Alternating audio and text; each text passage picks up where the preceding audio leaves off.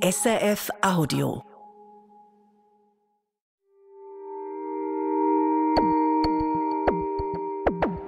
Katja, das Buch, das du heute mitgebracht hast, das ist so richtig feurig, in grossen, feurigen Buchstaben steht da drauf: 1000-mal so viel Geld wie jetzt.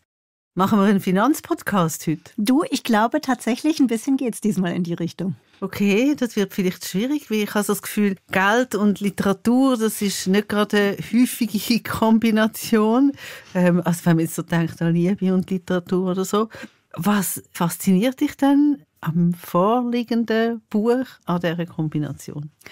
Dass es mich dazu gebracht hat, über diese Frage nachzudenken, was würde ich denn machen, wenn ich jetzt auf einmal ganz schnell, ganz plötzlich richtig viel Geld hätte. Und was würdest du machen? Man muss da ja ehrlich zu sich sein, ne? Man denkt ja, man kauft sich wahrscheinlich nicht gleich ein Haus, sondern fängt erst mal mit, weiß nicht, regelmäßiger Massageeinheit an oder so. Aber wahrscheinlich ist es dann schon ziemlich schnell das eigene Haus. Franziska, du? Ja, auch das Haus. Schon als Kind, ich habe schon als Kind das Haus wählen, und damit es dann eins gegeben hat in meinen Vorstellungen während dem Spazieren, habe ich immer alles gefunden, was man gebraucht hat. Eine Badwanne zum Beispiel, mitten auf der Wiese.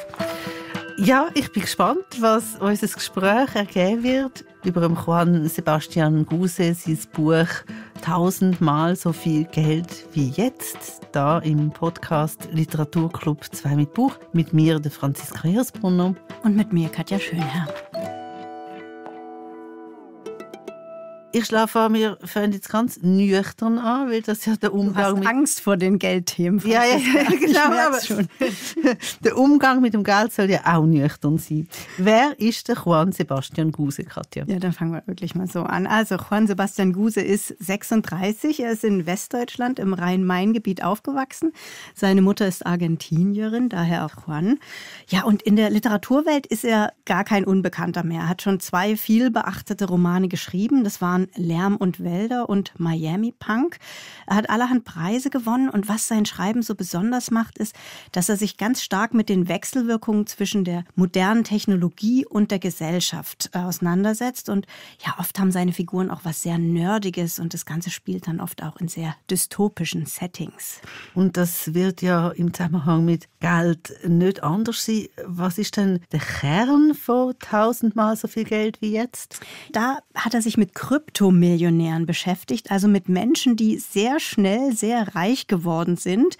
Mit einigen hat er sich getroffen und Interviews mit ihnen geführt, und daraus hat er jetzt diese, ich nenne es mal, literarischen Porträts geformt, aus denen dieses neue Buch besteht. Und ich habe mal geschaut, Franziska, laut dem Crypto Wealth Report gab es 2024 weltweit knapp 200.000 Kryptomillionäre, also knapp 200.000 Menschen, die durch Kryptowährungen wie Bitcoin, zumindest auf dem Papier oder eben auf dem Bildschirm, reich geworden sind. Nicht dazu gehört Juan Guse, der hat mit seinen Krypto-Investments nämlich Geld verloren. Ich habe ungefähr 2.500 € investiert. Das meiste davon ist flöten gegangen. Und das war ein Antrieb für dieses Buch, der sich auch so ein bisschen wie so ein roter Faden da durchzieht, sozusagen. Was hätte ich anders machen müssen? Wo muss ich jetzt hin, um dieses Geld wiederzubekommen? Was ja auch so eine komplett spielsüchtige Logik ist. Ich habe mein Geld im Casino verloren, ich gehe morgen hin und hole es mir wieder. Oh je, aber 2'500 € finde ich noch nicht so extrem wahnsinnig viel. Und vielleicht wird das Buch ja ein Bestseller. Ja, also ich glaube, die 2.500 €, die dürfte es ihm jetzt zurück aufs Konto spülen. Und ich denke, im Endeffekt, wenn dieses Buch dann daraus entstanden ist, dann waren die 2.500 € wirklich ein sehr gutes Investment. Katja, ich habe gelesen, dass der Juan Guse auch Soziologe ist, also nicht nur Schriftsteller. Merkt man das? Ja, das hat man auch früher schon an seinen ersten Romanen gemerkt, einfach von den Themen und von seiner Herangehensweise. Und in dem neuen Buch, würde ich sagen, kommt das am stärksten zur Geltung von allem, was er bislang literarisch gemacht hat, weil er hier nämlich Schriftstellerei und Soziologie vermischt und Forschung und Fiktion vermischt. Also ich habe schon gesagt, er hat für dieses Buch Interviews mit Kryptomillionären geführt. Mit etwa 20 von denen hat er sich getroffen. Er hat sozusagen soziologische Feldforschung betrieben und ist dabei der Frage nachgegangen, was macht denn der plötzliche Reichtum mit diesen Menschen und woran erkennt man auch so einen Klassensprung, so einen plötzlichen. Also es sind sehr soziologische Fragestellungen. Wir lesen jetzt aber keine langweiligen, abgetippten wissenschaftlichen Interviews mit Äs und Äms und Grammatikfehlern, sondern er hat eben diese Interviews zu literarischen Porträts über Kryptomillionäre geformt. Und durch einen Ich-Erzähler, wir können da nachher vielleicht noch genauer drüber reden, aber durch einen Ich-Erzähler werden diese Begegnungen miteinander verbunden. Und das Ergebnis ist jetzt ein Buch, das sich keinem Genre zuordnen lässt. Ich weiß nicht, was es ist. Es ist sicherlich kein Sachbuch und es ist sicherlich kein Roman. Es ist kein Essay, deswegen steht auf diesem Buch nichts drauf. Und tatsächlich war das mit die größte Schwierigkeit. Also die Gesprächsführung, die Interviews, die ethnografischen Beobachtungen, das alles bereitete mir große Freude, weil ich gerne soziologisch arbeite. Und all die Szenen, die sozusagen zwischen dem Material geschnitten sind, es ist ja eben nicht nur O-Ton, O-Ton, O-Ton, O-Ton, sondern da passieren ja auch Sachen und viele davon sind sozusagen fiktionalisiert. Das bereitet mir Freude, aber das Zusammenschnitt, die Montage dieser Dinge, das war wirklich mit Abstand der größte Aufwand und überhaupt nicht so freudvoll, wie ich mir das vorgestellt habe. Ich dachte eigentlich, toll, die beiden Sachen, die ich am liebsten in der Welt mache, kann ich jetzt endlich zusammen machen. Und das hat sich als nicht wahr herausgestellt. Was war denn so schwierig dran? Naja, das Schwierige ist es, man will dem Material gerecht werden, man will sich nicht aus allem raus erfinden und man will gleichzeitig nicht nur einen trockenen, also man will nicht nur ein Dossier schreiben oder ein soziologisches Papier. Und die Entscheidung ist schon früh getroffen. Ich hätte natürlich im Nachhinein hätte man sagen können, ich mache einfach beides. Ne? Ich mache einerseits einen Fachartikel, dann hätte ich aber die methodischen Werkzeuge viel schärfer stellen müssen. Also ab einem gewissen Punkt war quasi der Zug schon abgefahren und es war schon klar, es müsste so eine Hybridform werden, weil für ein soziologisches Papier hätte ich sozusagen noch viel, viel strenger sein müssen, was die Sample-Auswahl angeht, die Methodenauswahl, die Auswertung der Transkripte und so weiter. Und für Fiktion war es schon viel zu vergiftet mit Wirklichkeit. Das ist ja eine super Formulierung. Vergiftet mit Wirklichkeit. Also gut, vergiftet mit Wirklichkeit. Also so die ganze Balance zwischen Forschung und Fiktion, das habe ich jetzt so gehört. Das scheint sehr spannend zu sein. Wie steht es denn mit den Protagonisten, den Figuren? Genau, das ist auch gut, dass du Figuren sagst, weil von Figuren redet er auch selber. Also er spricht nicht von Personen, sondern er sagt, das sind Figuren, weil er ist ganz nah an den Leuten dran, die er getroffen hat, aber er hat auch ein bisschen gemischt und neu angeordnet und ja, fiktive Figuren dann draus gemacht letztlich. Es gibt verschiedene Figuren. Wir haben zum Beispiel Basti, Arne, Malte oder Jan und ich greife mal den Basti raus. Der hat früher Geld mit dem Verkauf von Hanf verdient und das konnte er halt leider nicht einfach zur Bank bringen. Deshalb hat er angefangen, es in Kryptowährungen zu investieren. Und während Corona, als man nichts groß machen konnte, hat er sich dann komplett in diese digitale Geldwelt verstiegen und dabei hat er dann Millionen verdient, aber das Ganze hatte für ihn dann auch Schattenseiten. Ich würde sagen, wir hören mal kurz rein in einen Ausschnitt aus dem Buch. Ab dann fing er an, schlechter zu schlafen. Das hing nicht zuletzt damit zusammen, dass er sich seine Gewinne nie ausbezahlte, sondern gleich in noch mehr Kryptokram reinvestierte, weshalb er in seiner 2-Zimmer-Wohnung hockend jeden Monat mehr und mehr Zeug zu verwalten hatte. Bald schon so viel, dass die grün-roten Kurslinien begannen, sich in seine Träume zu schleichen. Weil Krypto ja immer an ist. Es ist immer an. Nicht wie die Börse, die am Wochenende zumacht. Und dann kommt halt doch jedes Mal ein neuer Token-Launch oder ein NFT-Mint um 2 Uhr morgens rein. Und wer sitzt da wieder vorm Bildschirm, um mitten in der Nacht was anzuklicken? Ich natürlich. Weil diese FOMO, diese permanente Angst, etwas zu verpassen, das geht nicht weg. Ja, und das Suchtpotenzial ist tatsächlich was bei all diesen Porträts im Buch deutlich wird. Und ist das nicht auch ein Stück weit ein Klischee? Naja, an Klischees ist ja doch auch oft was dran. Und ich muss sagen, was mir wirklich nicht bewusst war, die Börse, also wenn man mit Aktien handelt oder spekuliert, die macht ja am Wochenende zu. Also man ist zu einer Pause gezwungen. Und bei Kryptowährungen ist das nicht so. Da läuft immer irgendwas und das braucht dann schon extrem viel Selbstdisziplin, nicht immer weiterzumachen und zu hoffen, dass vielleicht doch noch ein bisschen mehr dabei rausspringen könnte. Also das heisst, der Basti, Der hat jetzt zwar ganz einen Haufen Geld, das, was wir gerne hätten. Fürs Haus. Genau, zum Häuser kaufen. Aber er hat nichts davon, weil er die ganze Zeit vor dem Bildschirm klebt. Es ist schon so, ja. Es ist ein Reichtum ohne Genuss, zumindest in seinem Fall. Es sind ja verschiedene Porträts. Und das Buch fängt dann auch recht witzig, wie ich finde, damit an, dass dieser Basti für einen Mindestlohn auf einem Friedhof als Gärtner arbeitet. Das beschreibt Guse auch sehr szenisch, wie Basti da von seinem Chef rumkommandiert wird. Und das Ganze hat eben so eine Komik, weil Basti sagt, er könnte diesen ganzen Friedhof kaufen. Aber er hat sich diesen Job zugelegt, weil er gemerkt hat, dass er süchtig ist. Und das ist seine Ablenkung, diese Arbeit mit den Händen, damit er vom Bildschirm wegkommt. Und sind das nur Männer, die der Juan Guse beschreibt? Ja, es sind ausschließlich Männer. Und warum? Nicht, weil er keine Lust hatte, sich mit Frauen zu treffen, sondern weil das die Realität am ehesten widerspiegelt. Also statistisch ist es so, es sind zum allergrößten Teil Männer unter 40, die in Bitcoin und in all diese Tausende von Kryptowährungen, die es inzwischen gibt, investieren. Und warum das so ist, das habe ich Juan Guse gefragt. Er als Soziologe hatte sich darüber natürlich auch schon Gedanken gemacht. Das hat vielerlei Gründe. Einerseits historische, wenn man sich anguckt, wie lange beispielsweise auch in westlichen Ländern Frauen ihre Finanzen nicht unabhängig regeln könnten. Das heißt, da hat sich über die Jahre Macht konzentriert auf der männlichen Seite. Also das ist sozusagen das eine, historische. Und bei Kryptowährungen kommt nochmal sozusagen der technische Aspekt dazu, der ebenfalls ja männlich ausgelesen wird in der Regel. Das heißt, es spielen so mehrere Faktoren mit rein. Dann gibt es auch noch andere. Männer haben eine höhere Risikobereitschaft. Auch das kommt nicht aus dem Nichts sozusagen. Auch das ist kulturell geformt. Und so ein bisschen bedient ja auch Kryptowährung oder so dieses Daytrading, das Wetten auf, bedient ja diese Sehnsucht. Und von daher sind das so multiple Faktoren, die da reinspielen. Ja, und dass es vor allem jüngere Männer sind, das erklärt Guse mit deren mageren Zukunftsaussichten. Es ist ja so, dass die Nachboomer-Generation es, wenn sie nicht erben, sehr wahrscheinlich mit normaler Arbeit in Anführungsstrichen nicht zu Wohlstand bringen werden. Deshalb heften sie ihre Hoffnung, meint er, eben an solche digitalen Versprechungen vom schnellen Geld. Und bei vielen kommt auch noch was Ideologisches hinzu. Kryptowährungen sind ja infolge der Finanzkrise 2008 entstanden. Viele haben damals das Vertrauen in die Banken und auch in den Staat verloren. Und Kryptowährungen waren dann eine Art Gegenversprechen, ein Versprechen auf ein Zahlungssystem, das ohne traditionelle Finanzinstitute auskommt und nicht von Banken oder Staaten kontrolliert wird. Krypto kommt übrigens aus dem Griechischen und bedeutet so viel wie verbergen, verstecken. Eben, der Staat hat dann keinen Einfluss oder Einsicht auf mein Bankbüchlein, wenn ich mit Krypto handle.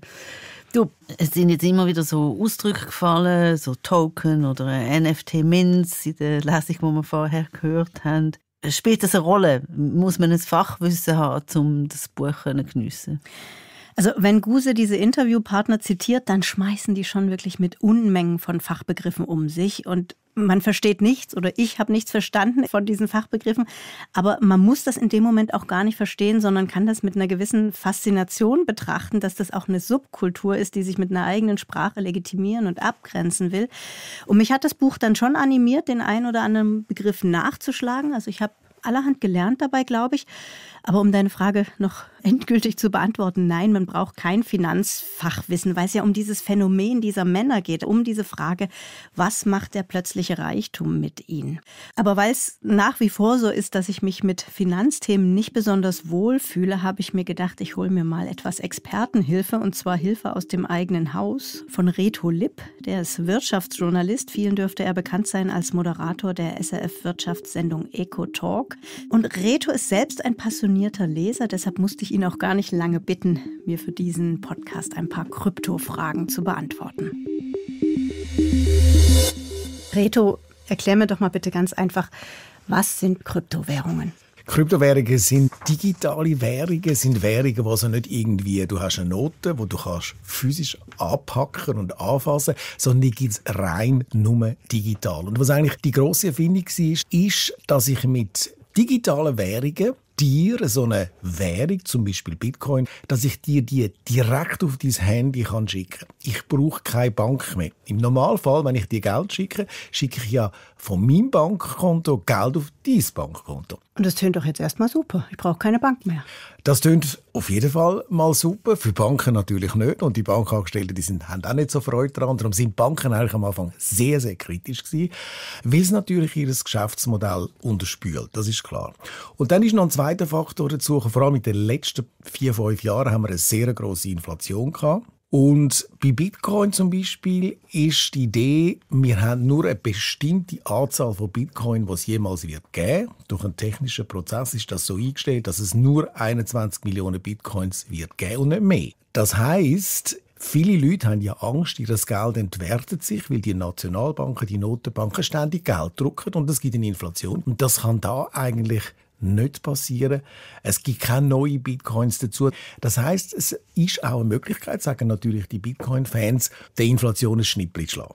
Und man weiss natürlich, dass es Länder gibt, wo es eine extreme Inflation gibt. Also wenn man jetzt Zimbabwe zum Beispiel hat oder Venezuela, dann ist natürlich das schon ein Argument, wenn da jetzt eine Währung ist, eine private Währung, die nicht abhängig ist vom Staat, die nicht abhängig ist von Politikern.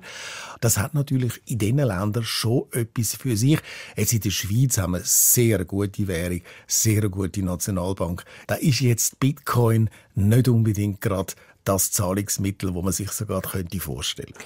Geld ist ja generell ein imaginiertes Konstrukt, ne? Aber bei den Kryptowährungen kommt mir das noch mehr so vor. Es gibt eben keinen richtigen Wert, das heisst, man kann es nicht richtig bewerten. Natürlich ist das so bei einer normalen Banknote, also Schweizer Franken ist im Prinzip einfach ein Versprechen.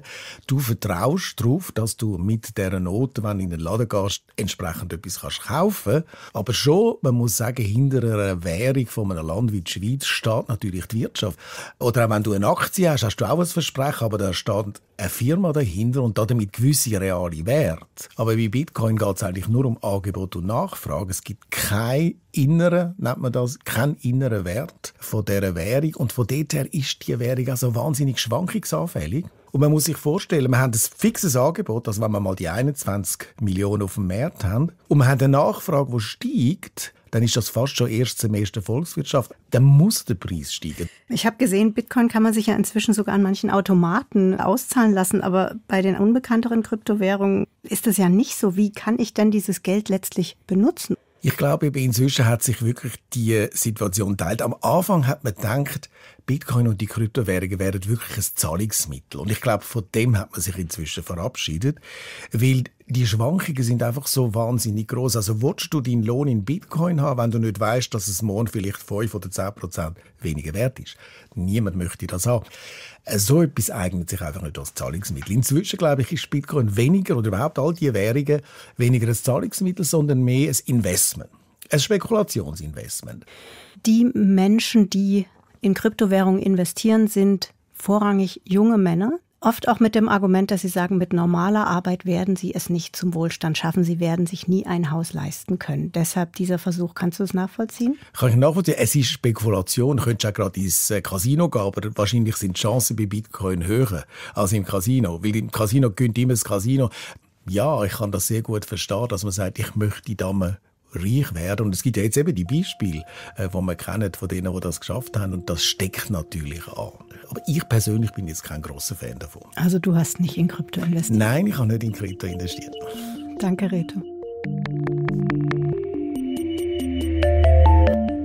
Total spannend.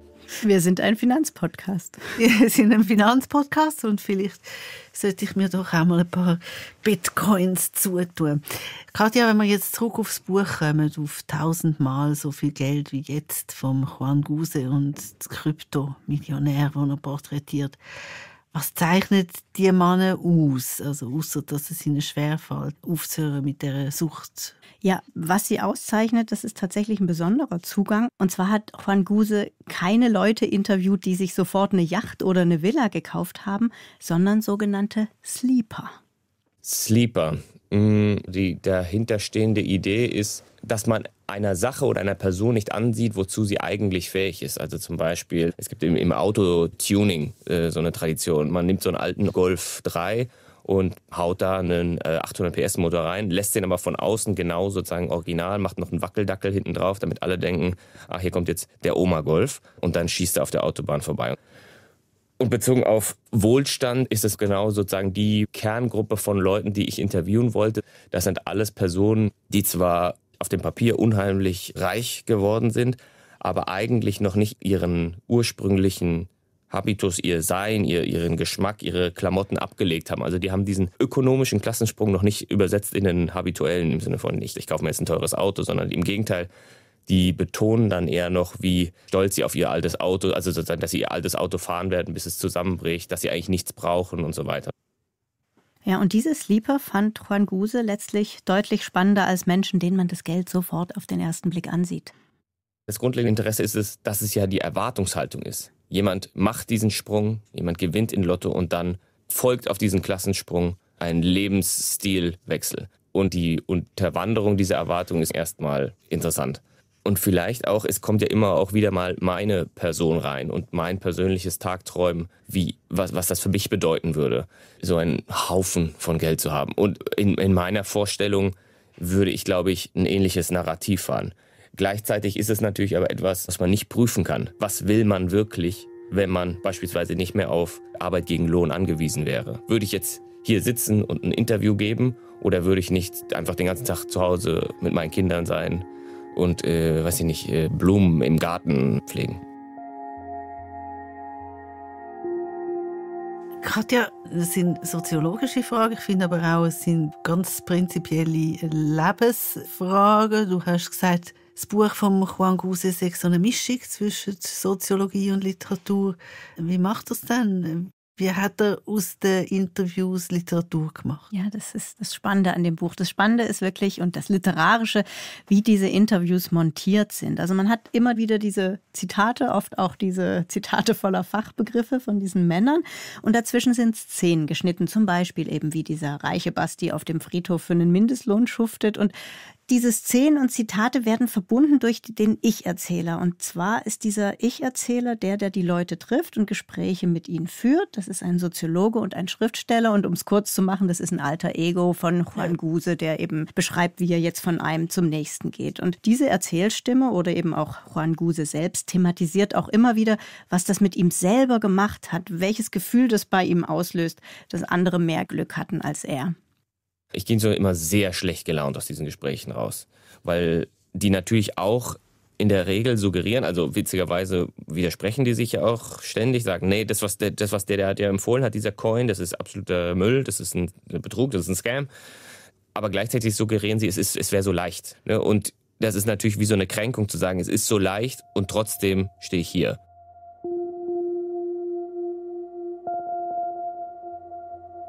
Ja, das Lesen des Buchs macht dann aber überhaupt keine schlechte Laune, Franziska, im Gegenteil. Also mir hat diese Mischung aus Szenen, Zitaten, essayistischen Überlegungen, mir hat das extrem gefallen. Ich fand es extrem anregend.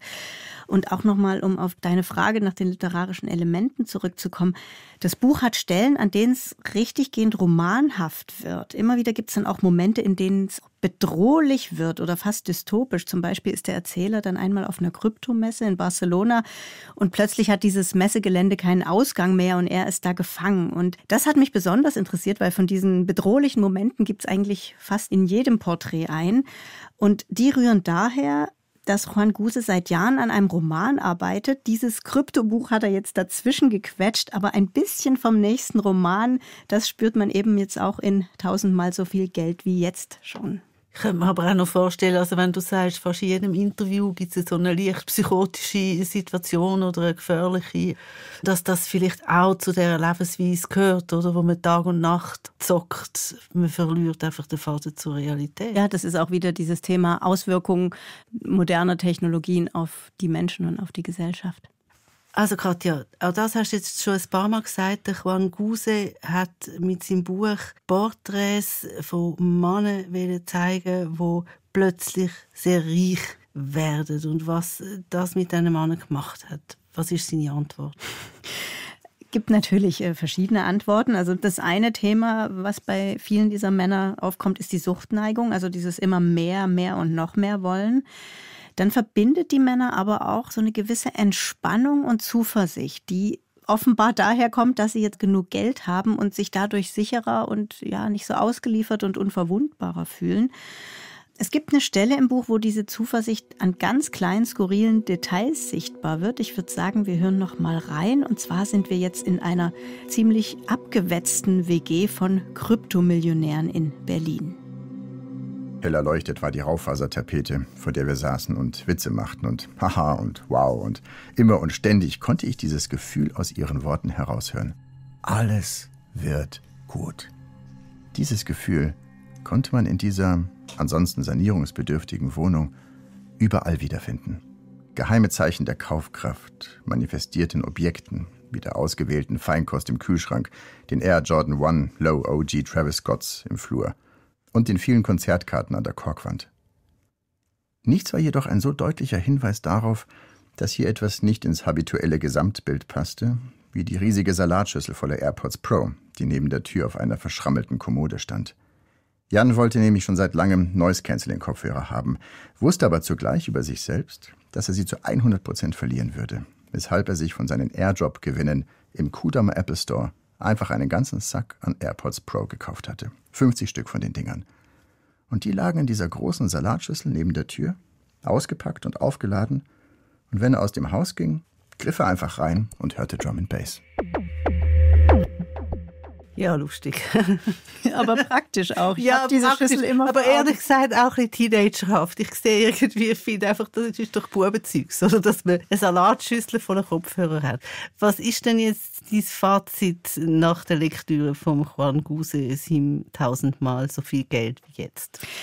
Ja, das Buch besteht zwar aus Einzelporträts, aber als Soziologe geht es Juan Guse ja gar nicht so sehr ums Individuelle, sondern vielmehr ums Gesamtgesellschaftliche. Und was man da aus dem Buch herauslesen kann, ist wahrscheinlich und leider auch ziemlich symptomatisch für unsere Natur. Und zwar fällt nämlich auf, diese Männer sind alle gestartet mit so einer fast schon linken Idee im Sinne von, ich investiere jetzt in eine gute Sache, ich halte mich fern vom bösen traditionellen Finanzkapitalismus. Also ursprünglich ging es mal um eine Systemveränderung. Und angekommen sind sie alle an demselben Punkt, nämlich, dass sie einfach versuchen, ihren eigenen Profit nur mehr und noch mehr zu maximieren. Also eine noch größere Salatschüssel mit AirPods Pro.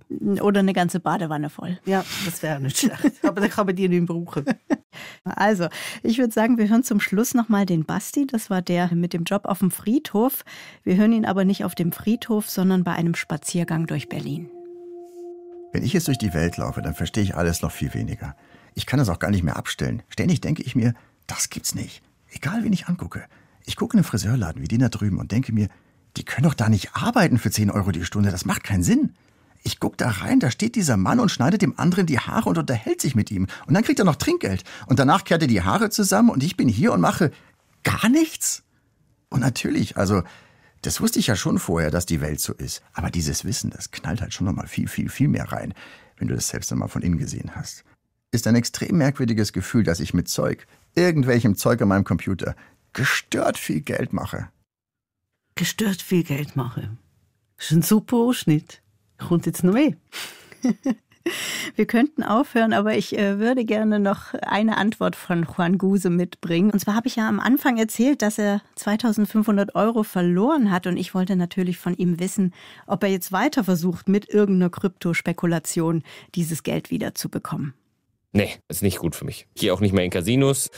Ich habe zum Glück nie eine Spielsucht entwickelt, aber ich glaube, ich habe ein großes Potenzial, dem anheimzufallen.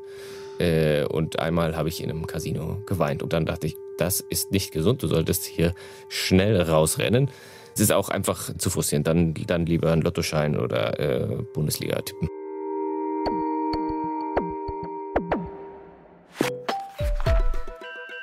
Das ist der Literaturclub 2 mit Buch mit mir, Franziska Hirsbrunner. Und mit mir, Katja Schönherr.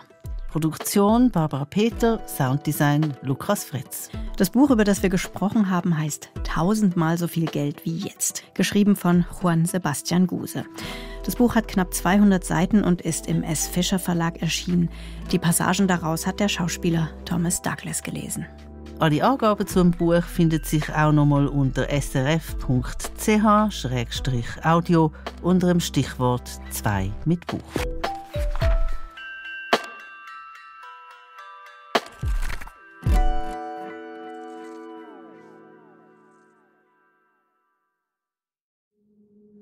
Das war ein Podcast von SRF. Produziert im Auftrag der SRG.